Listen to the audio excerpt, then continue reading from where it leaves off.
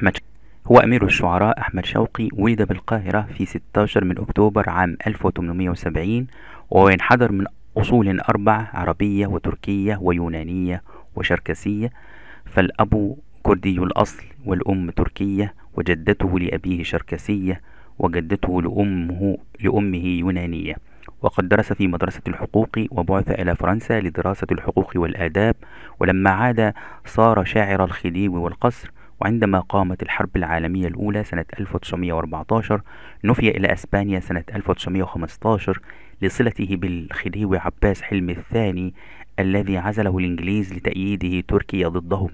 وبعد الحرب عاد إلى مصر سنة 1920 فاتصل بالشعب وسار لسان العروبة والإسلام، وبويع أميرا للشعراء سنة 1907، وتوفاه الله في 23 من أكتوبر سنة 1932. ومن آثاره الشوقيات وأسواق الذهب ومسرحيات شعرية هي علي بيك الكبير وقمبيز وعنترة وكليوباترا ومجنون ليلى والست هدى. وله مسرحية نثرية هي أميرة الآن.